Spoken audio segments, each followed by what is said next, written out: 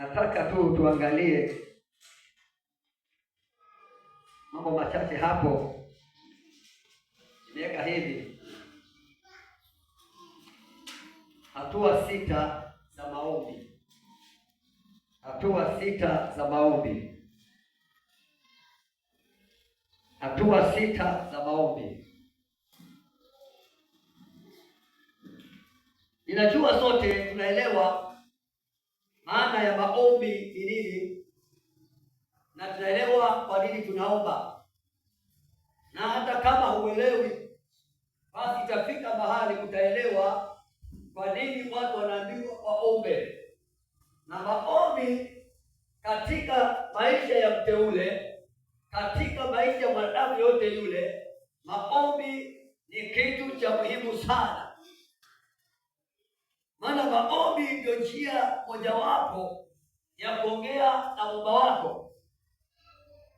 Na kuna aina nyingi za maombi, lakini sitaki niongelee habari ya maombi na aina ya maombi. Nataka niongee tu hatua 6 za maombi, na inaweza kuwa umefika katika hiyo hatua ama bado haujafika katika hiyo hatua, na uko pale tu unang'ang'ana, haujui ufanyeje, haujui utendeje. Lakini mchana wa leo ninapoendelea kufundisha mambo haya, ninaomba Roho Bwana akusaidie, ninaomba Roho Bwana nisaidie nielewe ile hatua umefika na ile hatua nimefika katika maombi. Bwana sikia sana. Bwana nimekuja kupata ufunuo. Maombi iko na hatua zake. Anaweza kuwa pale mimi nimefika, wewe haujafika hapo. Anaweza kuwa pale mimi nimefika, wewe haujafika hapo. Na nimeweka hatua ya kwanza kwamba ni kuomba. Luka 11:9. Hatua ya kwanza ni kuomba. Hatua ya pili ni kutafuta. Hatua ya 3 ni kubisha. Hatua ya 4 ni kuita. Hatua ya 5 ni command, ni kuamrisha. Na hatua ya 6 thanksgiving.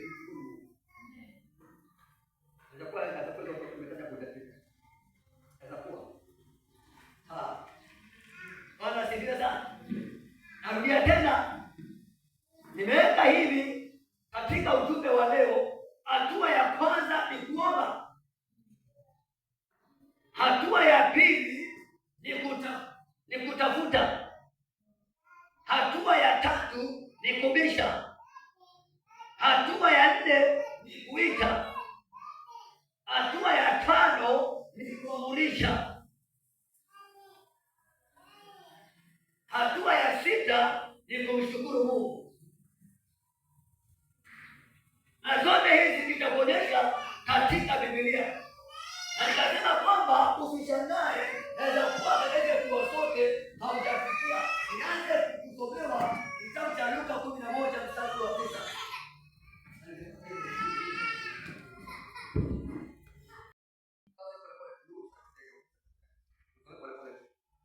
Nami nawaambia ombeni. Sasa unaona kwamba Yesu anaambia watu kwamba nami nawaambia ombeni. Hiyo ndio hatua ya kwanza, kwamba Yesu anaambia wanafunzi wake kwamba ombeni. Na hii stage ya kuomba ni stage ya muhimu sana ndani ya kila mmoja. Uwe mtu mzima, uwe mtoto, stage ya kuomba ni stage ya muhimu sana. Na watu wengi katika masuala ya maombi, wengi wameshindwa kuomba. Hata ukiingia kwa ibada ukiambia watu waombe, unaona wengine wamenyamaza. Utapata wengine wanakula kucha. Unapata wengine ndio masaa ya kwenda chooni. Unapata wengine ndio masaa ya kuketi. Unapata wengine ndio masaa ya kuangalia fulani mkopi amebadi, maana ni masaa ya kuomba. Na unapata mtu kama huyu, hiyo stage ya kuomba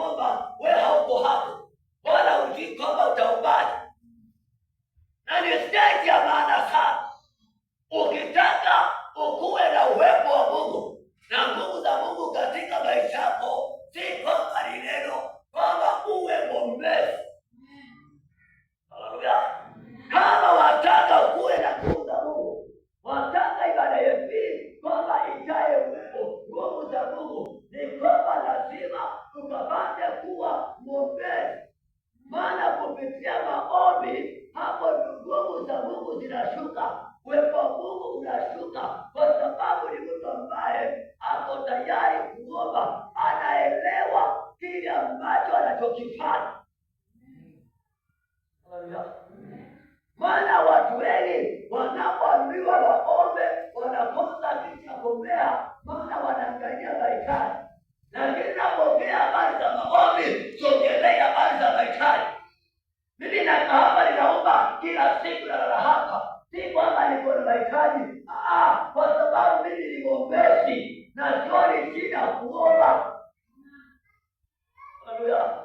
Maana mimi ni mwombezi, na kwa sababu mimi ni mwombezi, niko hiyo stage ya kuomba, ninaielewa hii stage. Kuomba kwangu hakunisumbui, kuomba kwangu hakuhitaji formula. Kile ambacho nahitaji ni kwamba nielewe kwamba niko stage ya kuomba na nitaombaje.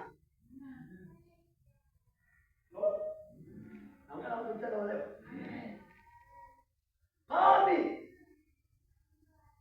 hakuna huduma itapenya bila maombi. Hakuna kiongozi atafika kiwango cha komani bila maombi, na nipata kwamba uchelewe, kwamba ujijue wewe mtu aina gani. Haleluya! Usipochelewa ni mtu aina gani, hata kule kuomba kwenyewe, kama uelewi majina ya kuomba, wewe unapofika sehemu ya kuomba unafanya busaa, ndio unaangalia TV, ndio unaingia Facebook, ndio unaingia TikTok, naye uchelewi, ndio wapiga mshele na kuambia kwamba wewe uchelewi sehemu gani huko, na sehemu ya muhimu ya maombi ni muhimu sana. Na ndio maana shetani ametambua, amepatia simu kubwa wakati wa maombi, niko kwa TikTok, niko Facebook, niko WhatsApp na chati, ili kwamba aniondoe katika hiyo stage ya muhimu sana. Maana shetani yuko pale, na shetani lazima kwamba mpigani shetani atatoroka, tutampiga kupitia maombi, maombi peke yake. Anaona maombi. Sema bila? Amen. Nimekaba na uende sikuwa. Bora tujia wewe na kwa. Bora hapo.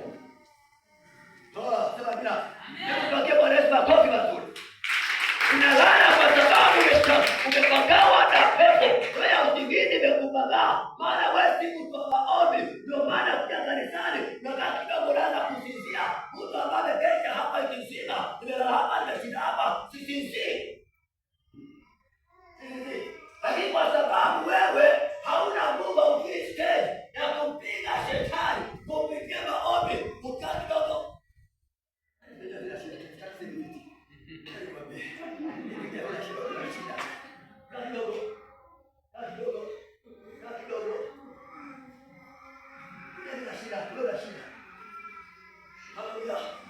Bwana asifiwe.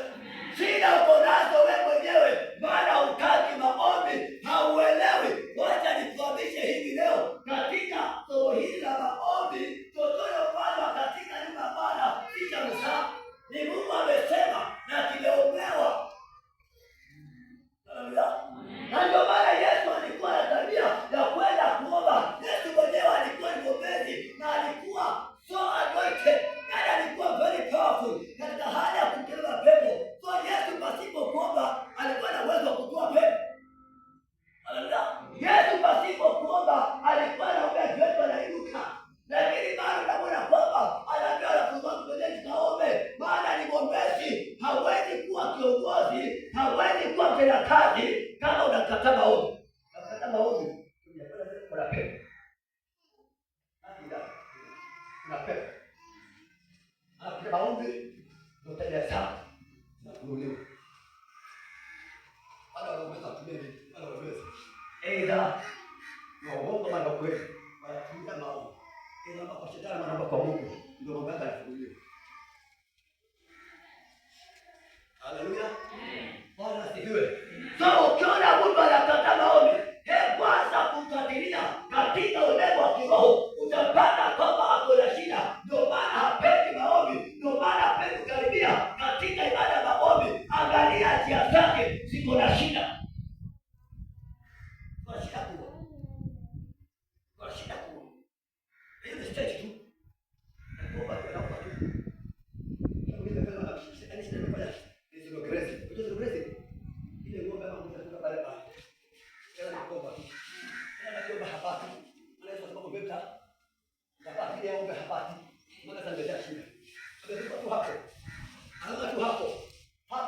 hapati, anaomba tu hapo. Maana mbele kitu hapo. Sema tuna tu hapo.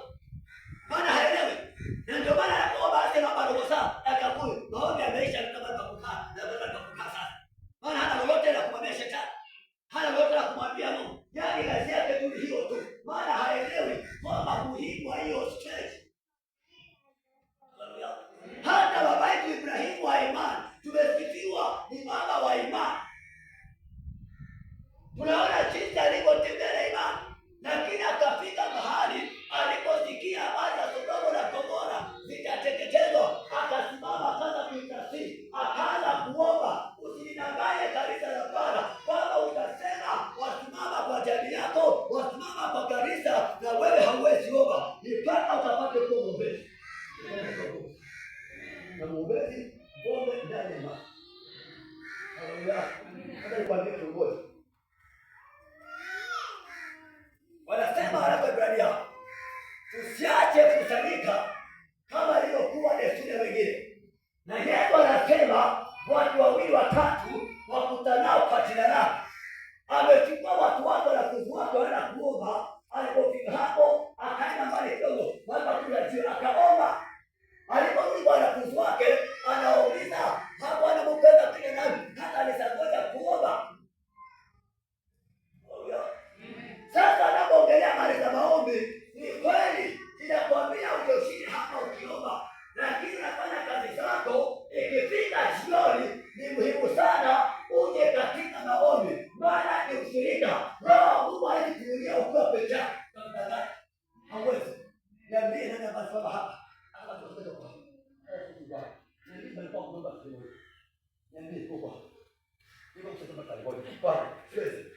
Lakini hapa hapo ataona bila gari ndio kwa hapa yani ni pasi ndio ndio kwa manda mambo mbele haiwezekani ina skofu na mimi mwombezi maana shida kuna hapa kila siku ndio pana nite 05 ni hapa hata ikiwa ya kuanguka kwa mashetani iko hapa. Lakini hakuna siku nakwambia naomba mambo masaba wiki. Ndio nilikuwa kijana nilikuwa na wewe. Nilikuwa kuna kitu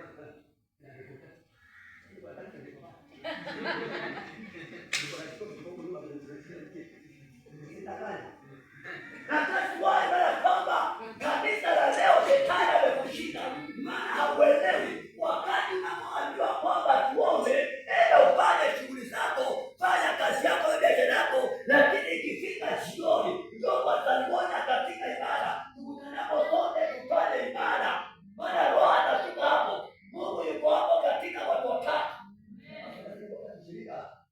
Hata ni wapi? Hata ni wapi kwa kuna kanisa.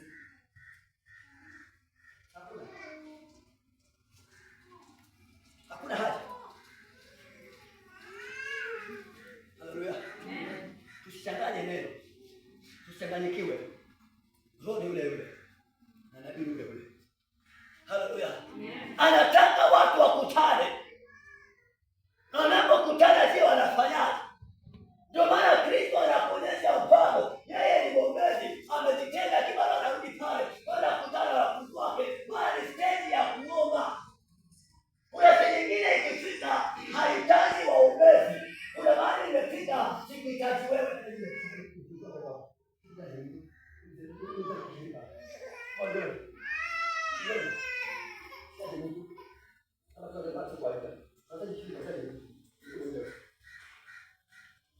Yaani sasa kukomana unaenjoy hii, sasa kuenjoy ni ngumu, lakini unaenjoy. Haleluya, amen. Ngumu lakini unaenjoy, haitaji mtu. Yesu anafika mahali anaangalia aenda Bethania, anapata mtini stand-up, ana mtini umekaa evergreen. Hapo karibia pale tuangalie kwa sababu kuna tunasema kama soka kama hivi. Alifanyaje? Hamjaiwa la Kristo hapo kwa Mungu. Hakuhitaji wanafunzi wake wampata mpaka wamwombee. Yeye alifanya tu kuongea. Kuanzia leo mtu asikule matunda katika kwako. Hiyo ndio stage ya kuenjoy. Ingawaje hiyo stage ni ngumu sana. Hawezi fika hiyo stage kama sisi ndio bila hapa haujafikia.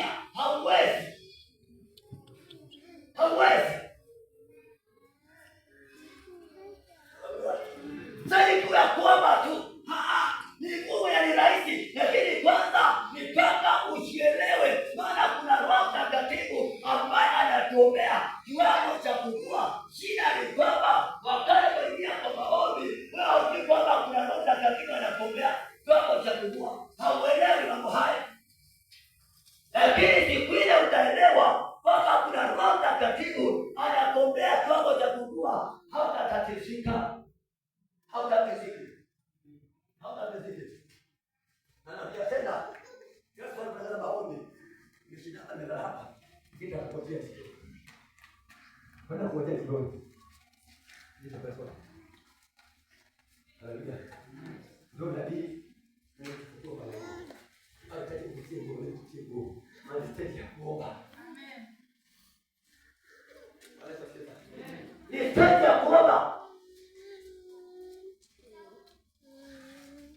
Ni stage ya kuomba, si ya kutafuta, ni stage ya kuomba. Na ndio maana watu wengi kwa hiyo stage narudia tena, wameomba lakini hawajapata. Na lazima kuomba wanawafanya kwa sababu wanaomba vibaya, hawana formula, hawaelewi wanaombaje, hawajui jinsi ya kumwendea Mungu, hawaelewi Mungu kama shetani. Kuna system yangu kushika Mungu. Hapo kwa system bora kwa ndio maombi kwa system. Ndio pale.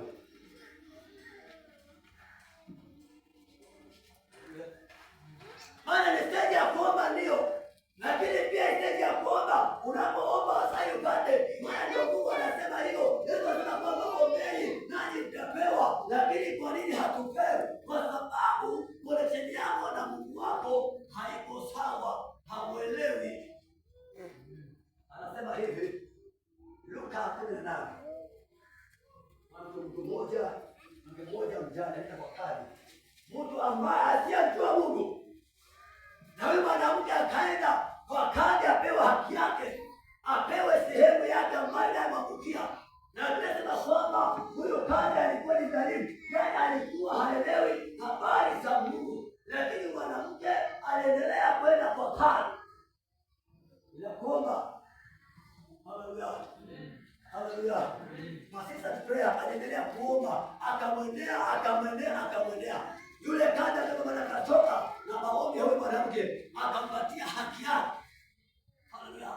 So ukitaka upewe upate, kwamba endelea kuomba usiache. Kuna watu wameacha kuomba. Bwana ndio maana watu wameacha, lakini mwombezi anaendelea kuomba. Amen. Haleluya. Wakati unaomba, shetani utamkera, utamudhi, ataachilia kile ambacho uko nataka, shetani atakiachilia. Maana kupitia maombi, huyu kadhi ambaye ni mdhalimu alihusika na maombi ya huyu mwanamke, akampatia sehemu ambayo anamwangukia. So hiyo stage ya kuomba ni stage ya kuendelea. Lakini wengi tunabatisha Mungu sababu inaweza kuomba kana. Na tunasema hivi, anayesimia wakati wa taabu Mungu ambaye anasaidia wakati wa changamoto za shida. Ni chache. Sasa kuomba. Haleluya. Ni muhimu sana. Sasa uelewe hata kama utaomba kukutembelea, lakini kama wewe si mwombezi, wala atakutembeleaje? Utazidi vipi uwepo wa Bwana? Utazidi roho ya Bwana kukutukia. Maana wewe si mwombezi, hauwezi elewa. Ni hata maana pale ndio kwa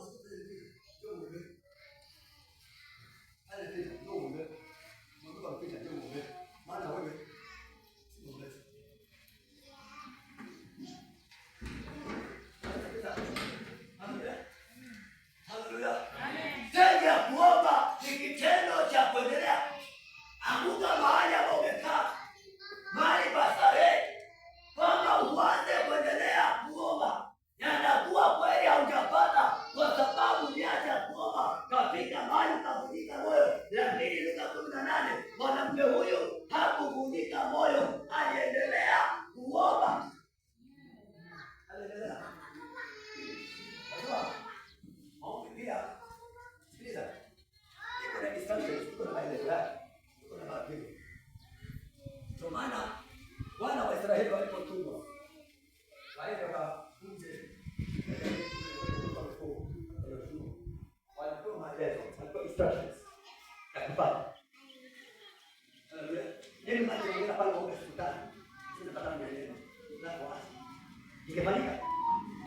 Ingefanyika. Wangeenda peke yao bila makuhani. Hakuja pale siku 7. Yangefanyika.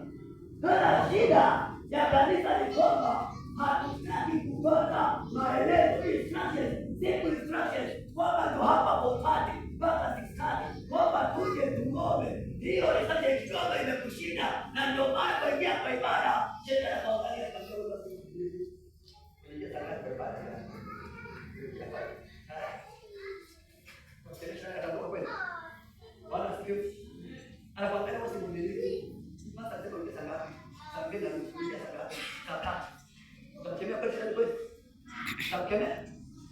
utamkemea. Ona sivyo? Hapo ndio shetani ameshika kanisa la Bwana.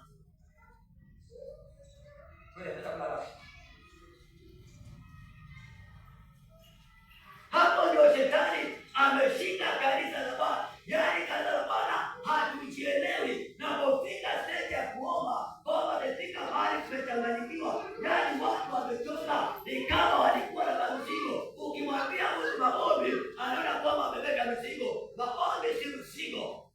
Maombi ni njia moja ya kuwasiliana na Mungu wako. Maombi ni njia ya kuleta upako katika maisha ya mtu. Maombi ni njia moja ya kupiga shetani. Kupiga. Unakushinda na kupiga. Unapiga shetani. Unapopiga na kapa.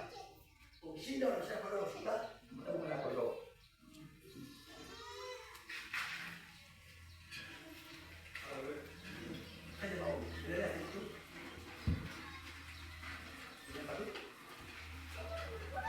Tafuteni nanyi mtaona. Tafuteni nanyi mtaona. Hiyo pia ni stage ya pili, ama hatua ya pili, kwamba ya mtu ambaye anayetafuta. Na si kwamba Mungu hayuko, kwamba yuko kila mahali, lakini anataka kwamba atafutwe. Kwamba mtafuteni nanyi mtaona. Watu watafute Mungu, na watu pia mahali hapa wameshindwa. Stage ya kuomba hawako, na stage ya kutafuta hawako. Maana watu anatafutwaje?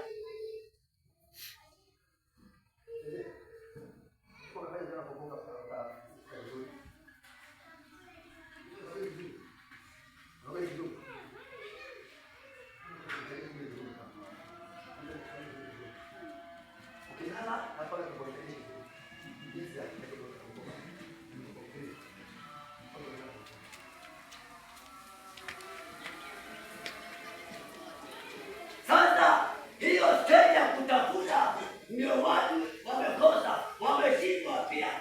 Maana hili siri kubwa, unatafuta kitu ambacho ukiona, watafuta mtu ambao humuoni na hajapotea kwamba yuko, hawezi paka ukamshika. Utamtafutaje mtu ambao haumuoni? Haijali ni stage ambayo iko ngumu sana, na watu hawajapata nafasi ya kuelewa. Waraka wa Ibrania 11 sura 6 inasemaje?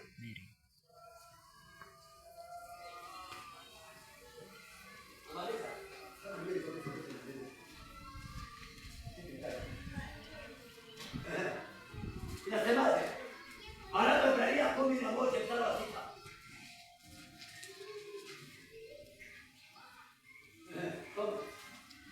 Kumi na moja sita. Maandiko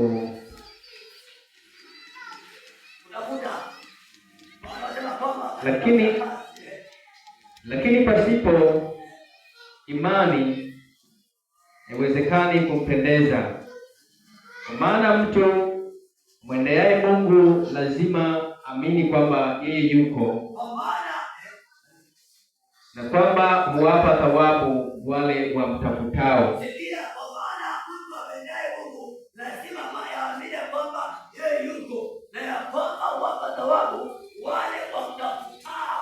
Yaani thawabu watamuona wale ambao wanamtafuta Bwana, watampata. Sasa shida ni kwamba ule tutafuta watafuta Mungu wapi? Wamonaji wa Mungu pasipo kumtafuta. Na tena kutafuta pia ni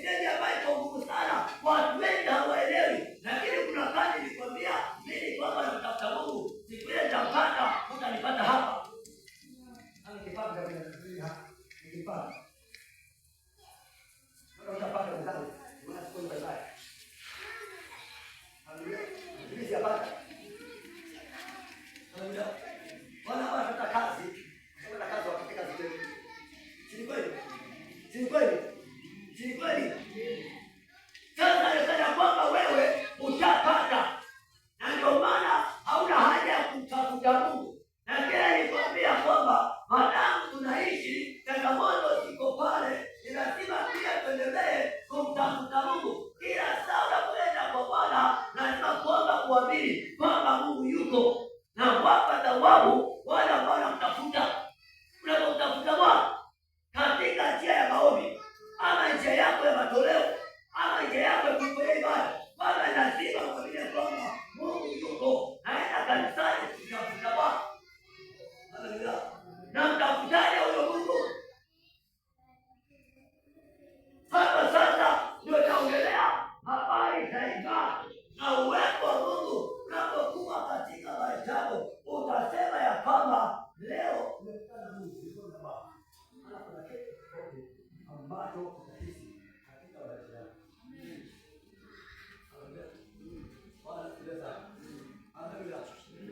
Yaani kuna kitu nimekwambia, kuna njia zangu mbili tu ambazo nitakalo Mungu ama nikiomba kwamba Mungu hufanya.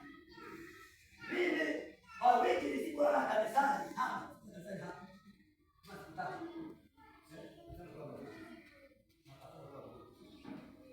nisipotoka wiki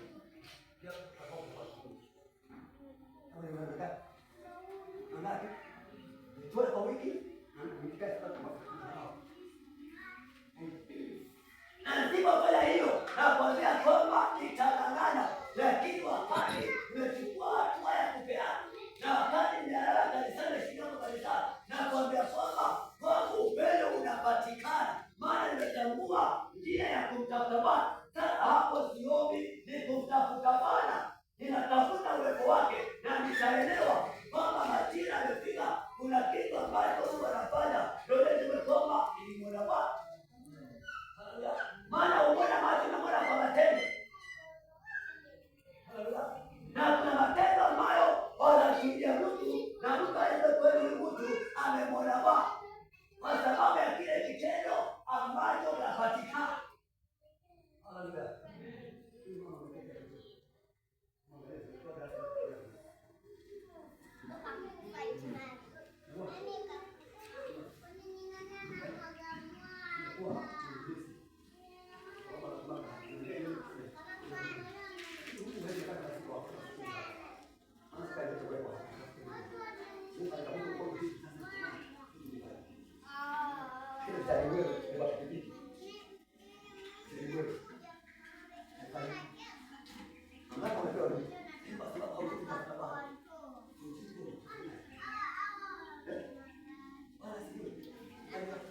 Sasa unaona kwamba hiyo stage ya kutafuta watu wamechukua muda mrefu, wako hapo wanatuka tu, sema kwamba tunatafuta, tunangoja Bwana, tunangoja Bwana, tunatafuta, tunangoja Bwana. Si kwamba unangoja Bwana,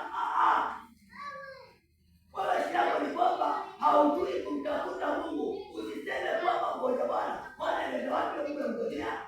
Haleluya. Unaona? Nikalako hivi.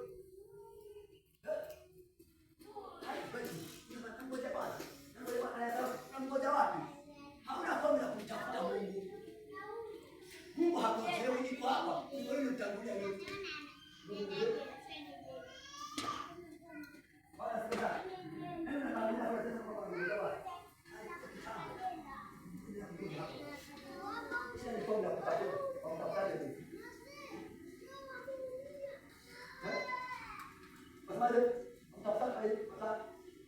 Watamwona kwamba 8:17 Methali 8:17. Tuaje katika hali ya kupoteza muda na kusema kwamba tabarikiana mambo na ngoja Bwana. Mimi simgoji Bwana, mimi namtafuta Bwana. Bwana anatokea kila wakati yuko, simgojei Bwana. Namtafuta. Anamtafuta kwa bidii zaidi, pasipokuwa na mchezo, mara simgojei yuko, namtafuta. Kama miaka yote umekuwa kwa mgoje Bwana, mwaka huu simgojee Bwana, mtafute Bwana, maana anapatikana yuko. Mtafute Bwana, anapatikana yuko, mtafute Bwana.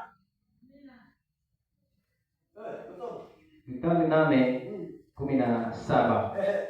Maandiko yanasema, nawapenda wale wanipendao, na wale wanitafutao kwa bidii wataniona. Nawapenda wale wanipendao.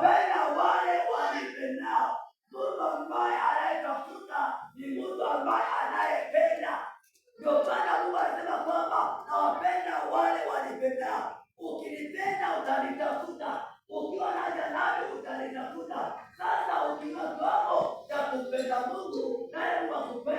utamtafuta. Nasema hivi, ukifika kiwango cha kumpenda Mungu, maana kuna kiwango cha kupima, tutaangalia huyu ndugu, huyu dada anampendaje Mungu. Sasa Yesu anasema hapa, Mungu anasema hapa kwamba nawapenda wanipenda.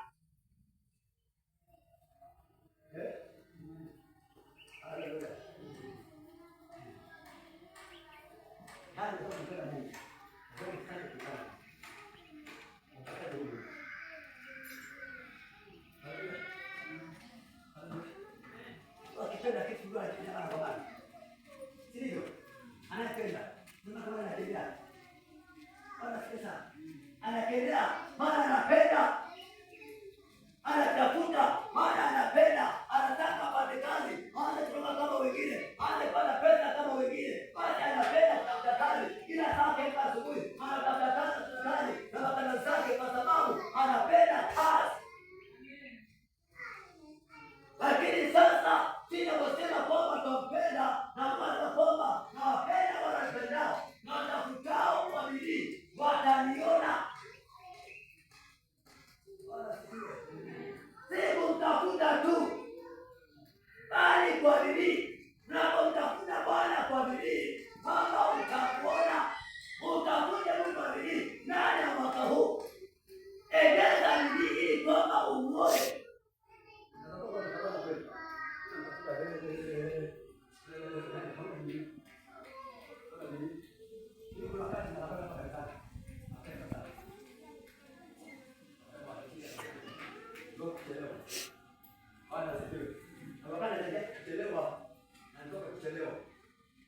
Kwa sababu natafuta Bwana. Na nataka kwa bidii.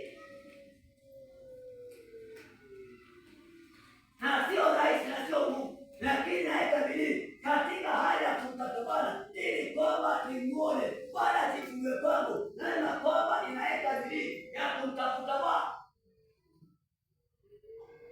Kama mimi sielewi wakati unasema mtafuta Bwana, bidii yako iko wapi kumtafuta Bwana? Hapo pia umepiga steni ya kupoteza muda. Shetani atachezea hapo tu. Wasema kwamba mtafuta Bwana, unatafuta Bwana kama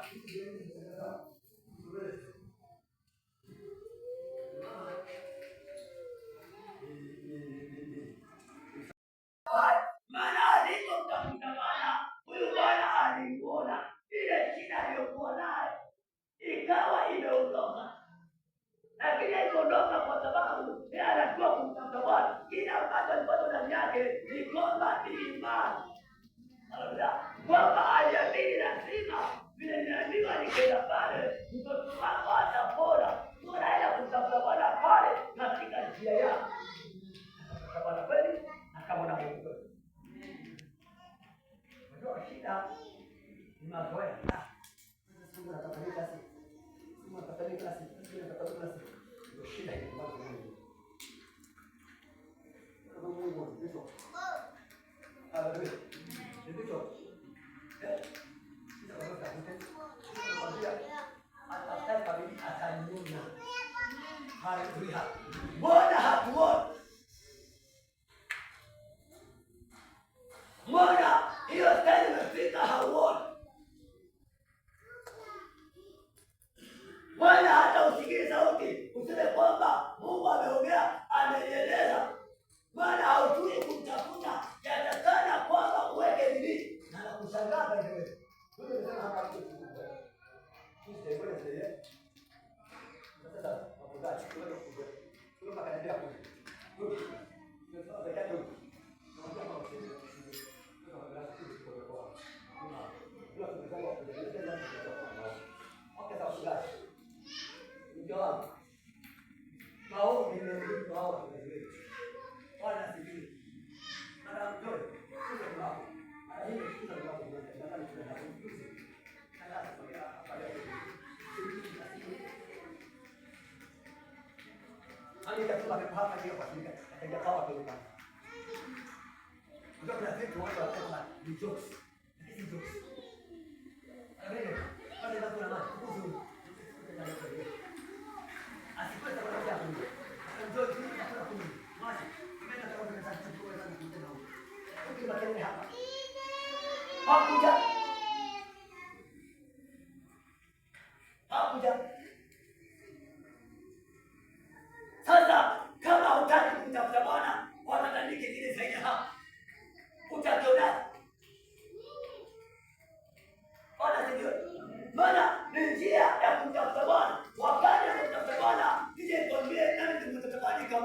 hapo sasa ndio unachekeka, unatika nguvu. Na nenda kushangaa, hakuna mtu aliyesimama ndio akasema atakuja, nikaona kama shukuru kwa ajili ya uwepo wako.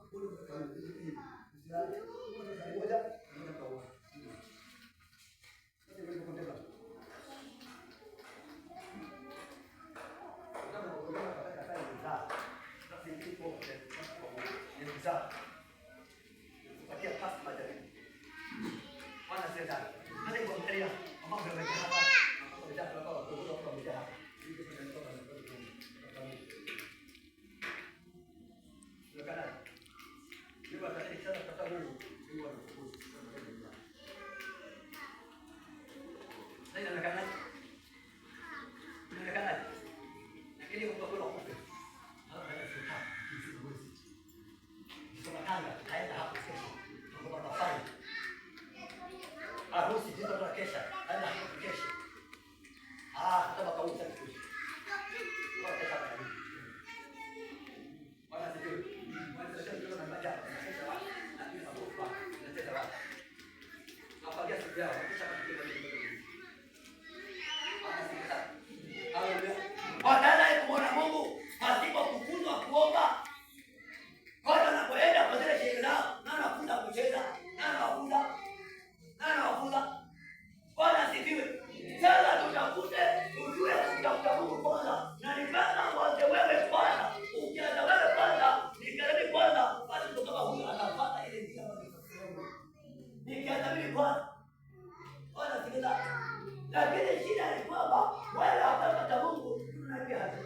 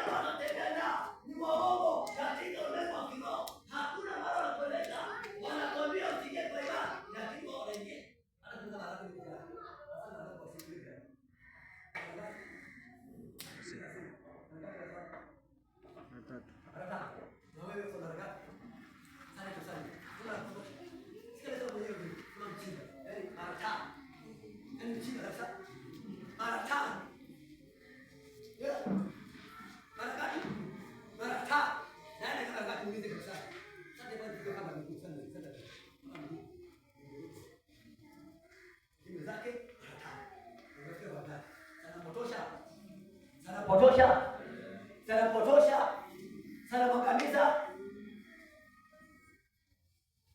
Wenzake anajua kutafuta Mungu wake katika njia za ibada na imani yake, lakini huyu wangu hana stahili ya kutafuta Mungu, na ndio maana waambia kwamba miaka mingine ijayo utapata watu hapa vijana sana maana nisike imani hapana, niwachilia nisike imani. Sasa kama mara tano ni haombi. Sasa tena kwa baba waka kabisa sasa. Sasa kwa baba kama hapo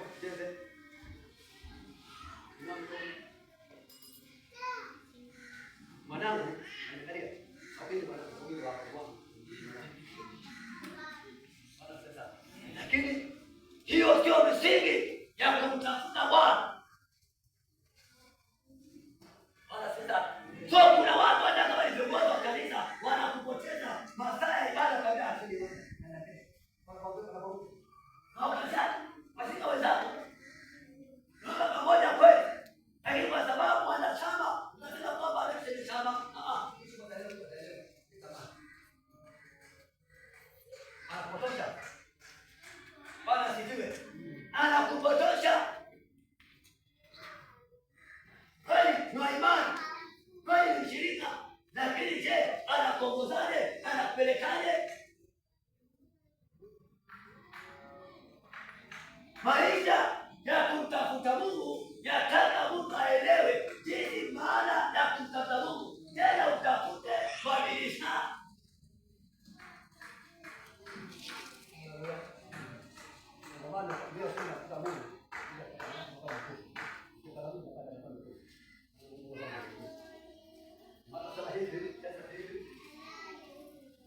Okoka si shida. Si shida. Okoka si shida, umeokoka. Lakini kuna ile haya kuombolewa. Na haya kuombolewa. Na wengi wanaokoka ndio wanaombolewa. Ndio maana tunapata kila shetani sana. Yuko kiadunia sana, yuko kupata nini? Mungu katika kuombolewa. Kwa hiyo bila dawa. Haya. Ndio maana tunasema kwamba atakayevumilia hata siku ya mwisho atakayevumilia hata siku ya mwisho. So wokovu una changamoto zake, una challenge zake. Ukivumilia hata siku ya mwisho umelemana. Maandiko yanasema kama tujake lemani ni sahihi. Hata kama umeshindwa kwa kuangalia maandiko yanasema hapo pia bana sio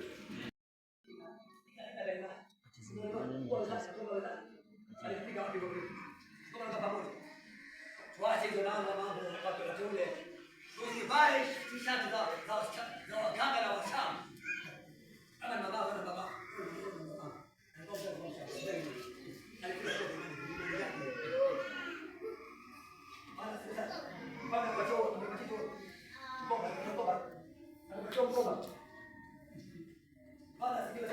Mtu alikuwa mlevi. Ameshinda miaka na kwamba piga vita hiyo. Alipikaje? Na mlevi. Bwana sivyo. Wewe unaelewa kila kitu unachomaanisha. Unakielewa. Unakifahamu kweli? Maana shida ni kwamba yule mtu ambaye anamtafuta Bwana, yaani tabia zake ziko tofauti, hata mambo yake, hata tabia zake, yaani mambo yake iko tofauti. Maana ni mtu ambaye amejua jinsi ya kumtafuta Bwana na kumtafuta Bwana kwamba atamuona. Na wewe sasa mwisho. Kibeta. Nataka kujenga barabara za Maria. Ipo kisha kusoma hivi. So unatafuta Bwana utamuona. Na utampata.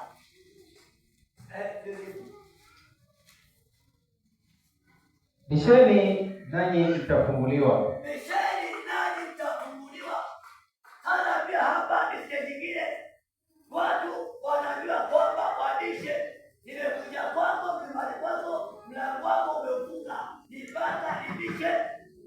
Usiponifungulia sitaweza kuingia. Nako kwa Mungu wako hilo. Kuna watu wa stage kwamba wanabisha. Si kwamba wanaomba, si kwamba wanatafuta, lakini kazi yao ni kubisha. Ndio maana kila saa wang'ang'ana na shetani. Wale uko pale kwa kubisha. Hawajala kiwango cha kuona, hawajala kiwango cha kupata. Na unapofungua mlango unaenda wapi? Unajua vya kuendea, unajua vya kufanya. Maana sisi ni kwamba ninabisha nisakula baba. Unapiga hoja. Unapiga hoja kwa muda kiasi. Hoja tu. Haleluya. Mafunzo kwa hapa. Mafunzo kwa hapa. Wale majiwe. Na wafuma na mbao. Unapopiga jiwe. Sema hili ni jiwe. Jiwe. Safari hiyo sahihi. Hili ni jiwe. Jiwe. Hili ni hapa. Hili ni hapa.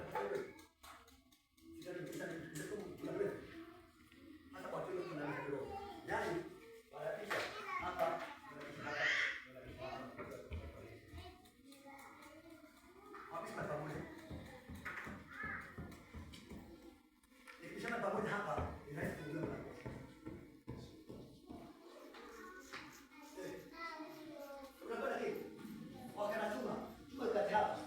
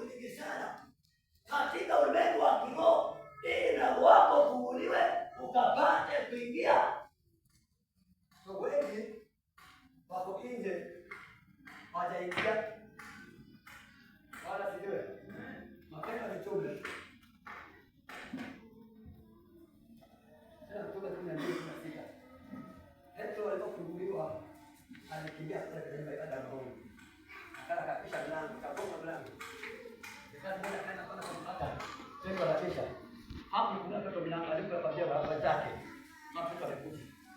Zako kwa mtenda anabisha tu. Wala sikiwe. Akaendelea kubisha pale. Sasa watu wengi tuko hapo. Kanisa la Bwana tunabisha, lakini bado hatujafunguliwa. Malango bado yamefungwa, lakini tuko hapo. Shida moja ni kwamba hatuelewi jinsi ya kubisha. Ninaomba katika mwaka huu kwamba uelewe maneno haya ambayo Roho Bwana anatuambia kwamba tuanze kuyafanyia kazi. Usiwe kwamba ni mtu wa kubisha, nisiwe ni mtu wa kubisha kwamba sijielewi. Unapobisha kwamba nielewe, mlango umefunguliwa ama hujafunguliwa.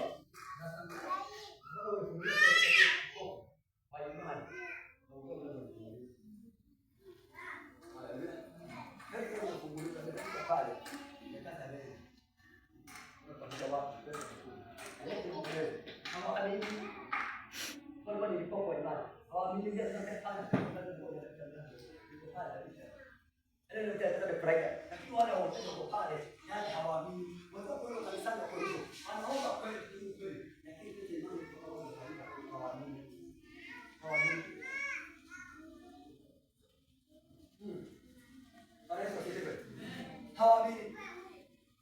Yaani unaomba Bwana amefanya ametenda, lakini ukieleza watu kwamba kweli Bwana amefanya, watu hawaamini.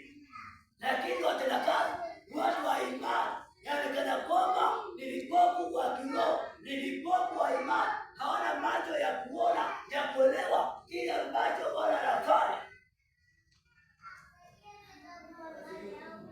Na milango ya wengi imefunguliwa, lakini kwa sababu ya upofu wa kiroho, wengi tuko pale mlangoni, tunang'ana kubisha usiku na mchana. Milango imefunguliwa, lakini sioni. Ndio maana sasa ndio kwa moyo. Na mimi naambia kakimama Mungu amenipatia. Kakimama Mungu amenipatia. Kakimama Mungu amenipatia. Bwana asifiwe. Sasa kwa umefanya kitu kama mimi. Umeombea kitu.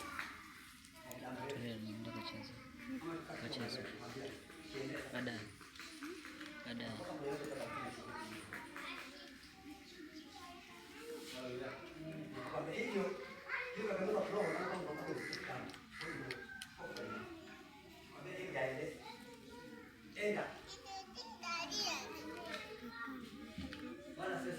Lakini wengi hawaelewi.